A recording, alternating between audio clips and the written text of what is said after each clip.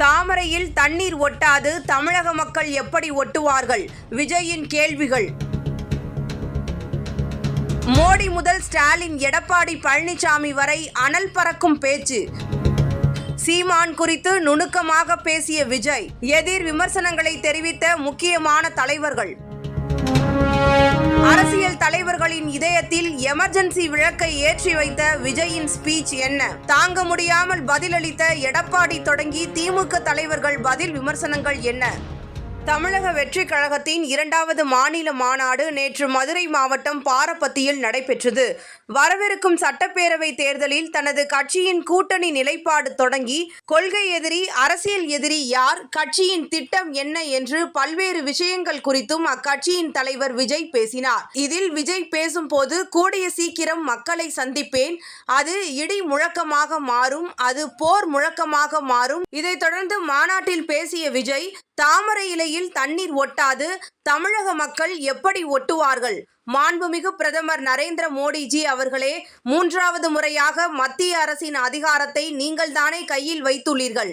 ஆட்சிக்கு வந்தது ஒட்டுமொத்த மக்களுக்கும் நல்லது செய்யவா, இஸ்லாமிய நண்பர்களுக்கும் தோழர்களுக்கும் சதி செய்யவா? மக்களுக்கு உங்களிடம் கேட்பதற்கு ஏராளமான கேள்விகள் இருக்கிறது. மக்கள் சார்பாக உங்களிடம் சில கேள்விகள் கேட்கணும் பிரைம் மினிஸ்டர் அவர்களே. மீனவர்களை பாதுகாப்பதற்காக கச்சத்தீவை இலங்கையிடமிருந்து மீட்டுக் கொடுங்கள், அது போதும். மொரட்டு பிடிவாதத்தால் நீட் தேர்வால் இங்கே நடப்பதை சொல்லவே மனது வலிக்கிறது. அதனால் நீட் தேர்வே தேவையில்லை என அறிவித்து விடுங்கள், அது போதும். செய்வீர்களா திரு நரேந்திரபாய் தாமோதர மோடிஜி அவர்களே என்று தெரிவித்தார். இந்நிலையில் பிரதமரை விஜய் விமர்சித்தது குறித்து செய்தியாளர்களிடம் பேசிய தமிழிசை, பிரதமரை இவ்வளவு காட்டமாக விமர்சிக்க விஜய்க்கு எந்த தார்மீக உரிமையும் இல்லை, பிரதமர் எதுவும் செய்யவில்லை என்கிறார். இன்று இந்த நாடு பாதுகாப்பாக இருப்பதற்கு பிரதமர் தான் காரணம். தீவிரவாதிகளை அவர் ஒழித்தார் என்று உலகமே பாராட்டுகிறது. கச்சத்தீவை பற்றி பேசும் விஜய் அதை யார் தாரை வார்த்தார் என்று பேசவில்லை. பாரதிய ஜனதாவை விமர்சிக்கும் விஜய் காங்கிரஸ் கட்சியை விமர்சிக்காதது ஏன்? விஜய் வாய்க்கு வந்ததை பேசுகிறார்.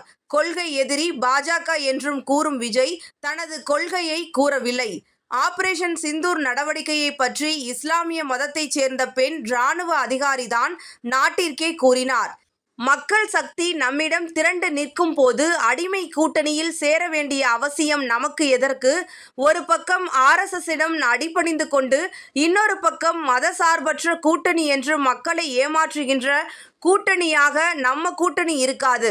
எம்ஜிஆர் உயிரோடு இருக்கும் வரையில் முதலமைச்சர் நாற்காலியை வேறு யாராலும் நினைத்து கூட பார்க்க முடியவில்லை. ஆனால் அவர் ஆரம்பித்த அந்த கட்சியை இன்று கட்டி காப்பது யார்? இன்றைக்கு அந்த கட்சி எப்படி இருக்கிறது? அப்பாவி தொண்டர்கள் அதை வெளியில் சொல்ல முடியாமல் தவிக்கிறார்கள் என்று அதிமுக பெயரை குறிப்பிடாமல் மறைமுகமாக விமர்சித்தார். இதற்கிடையில் எதிர்காலம் வரும், என் கடமை வரும், இந்த கூட்டத்தின் ஆட்டத்தை ஒழிப்பேன் என்று எம்ஜிஆர் பாடலையும் விஜய் பாடினார். அதிமுக பொதுச் செயலாளர் எடப்பாடி பழனிசாமி விஜயை நேரடியாக பெயர் குறிப்பிடாமல் விமர்சித்திருக்கிறார். யாரெல்லாம் புதிய கட்சி தொடங்குகிறார்களோ அவர்களெல்லாம் நம்முடைய தலைவர்களின் படங்களை போட்டுத்தான் தொடங்க முடியும். சில பேர் அதிமுக இப்போது யார் கையில் இருக்கிறது என்று கேட்கிறார்கள். பாவம், அறியாமையில் பேசுவதாக நான் பார்க்கின்றேன். இது கூட தெரியாமல் ஒரு கட்சிக்கு தலைவராக இருக்கிறார் என்று அவரை நம்பி எப்படி தொண்டர்கள் இருப்பார்கள்? பேரறிஞர் அண்ணா எடுத்த உடனேயே முதலமைச்சராகவில்லை. சில பேர் கட்சி ஆரம்பித்த உடனேயே இமாலய சாதனையை செய்தது போல டயலாக் பேசுகிறார்கள். சில பேர் ஏதோ மக்கள் செல்வாக்கை பெற்றது போலவும், இந்த நாட்டுக்கு உழைத்தது போலவும், இனி அவர்கள் வந்துதான் நாட்டை காப்பாற்றுவது போலவும் அடுக்கு மொழியில் பேசி வருகிறார்கள்.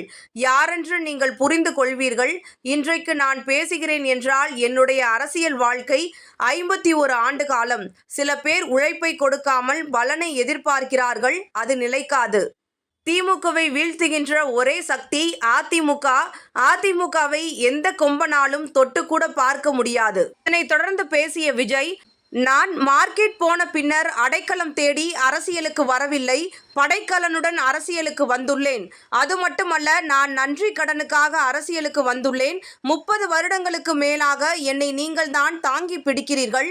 உங்களுக்காக வருகிறேன், நான் உங்களை மறக்க மாட்டேன் என்று பேசினார். சென்னை விமான நிலையத்தில் செய்தியாளர்களை சந்தித்த கமலஹாசனிடம் விஜயின் இந்த பேச்சு குறித்து செய்தியாளர்கள் கேள்வி எழுப்பினர். அதற்கு பதிலளித்த கமலஹாசன், விஜய் யாருடைய பெயரையாவது குறிப்பிட்டு பேசினாரா? பிறகு அட்ரஸ் இல்லாத லெட்டருக்கு நான் பதில் போடலாமா? அவர் என் தம்பி என்று தெரிவித்தார். இதனைத் தொடர்ந்து விஜய் பேசும்போது, சினிமாவிலும் அரசியலிலும் எனக்கு மிகவும் பிடித்தவர் எம்ஜிஆர். அவரோடு பழகும் வாய்ப்பு எனக்கு கிடைக்கவில்லை. ஆனால் அவருடைய குணம் கொண்ட இந்த மதுரை மண்ணில் பிறந்த விஜயகாந்துடன் பழகும் வாய்ப்பு கிடைத்தது. அவரை என்றும் மறக்க முடியாது. தமிழகத்தில் எம்ஜிஆர் மாஸ் தலைவர். இதனைத் தொடர்ந்து குறிப்பாக ஆளும் திமுக குறித்து பேசுகையில், கடந்த 4 ஆண்டுகளில் துறை சார்ந்த ஊழல்கள், மக்கள் பிரச்சனைகள் குறித்து கேள்விகளை அடுக்கினார். மேலும் திமுக கொடுத்த வாக்குறுதிகள் அனைத்தும் நிறைவேற்றப்பட்டதா என்று கேள்வி எழுப்பி, அதற்கு மக்கள் இல்லை என்று அளித்த பதில் உங்களுக்கு கேட்கிறதா அங்கிள் ஸ்டாலின் என்று அரங்கம் அதிர விஜய் பேசினார். இதற்கு கலவையான விமர்சனங்கள் முன்வைக்கப்பட்டு வருகின்றன. ஒரு மாநில முதலமைச்சர் இப்படி விமர்சிக்கலாமா என்று அரசியல் விமர்சகர்கள் கருத்துக்களை முன்வைத்து வருகின்றனர். 2026 சட்டமன்ற தேர்தலுக்காக திமுக வகுத்து வரும் வியூகங்களில் ஒன்று ஸ்டாலினின் இமேஜை அடுத்த கட்டத்திற்கு கொண்டு செல்வது. இதற்காக அப்பா என்றும் தாயுமானவர் என்றும் அடைமொழி கொடுத்து அழைக்க தொடங்கியுள்ளனர். இத்தகைய சூழலில் விஜய் அங்கிள் என்று சொல்வது ஸ்டாலினின் இமேஜை உடைக்கும் வகையில் இருக்கிறது என புரிந்து கொள்ள முடிகிறது. முதலமைச்சர் மு.க. ஸ்டாலினை அங்கிள் என்று தவேக தலைவர் விஜய் விமர்சனம் செய்தது பற்றி திருச்சியில் செய்தியாளர்கள் இன்று அமைச்சர் நேருவிடம் கேள்வி எழுப்பினர். 10 பேர் 50 பேர் கூடிவிட்டார்கள் என்பதற்காக மாநில முதலமைச்சரை எப்படி வேண்டுமானாலும் பேசலாம் என்பது எவ்வாறு சரியாக இருக்கும் என்று அமைச்சர் KN நேரு கேள்வி எழுப்பினார். இதற்கடுத்து நெல்லையில் நடைபெற உள்ள பாஜக பூத் கமிட்டி மண்டல மாநாட்டில் பங்கேற்பதற்காக தூத்துக்குடி விமான நிலையத்திற்கு வந்த சரத்குமார் செய்தியாளர்களை சந்தித்த போது, மிஸ்டர் பிரைம் மினிஸ்டர் என்று சொல்லக்கூடிய அளவுக்கு நடிகர் விஜய் அரசியலில் வளரவில்லை.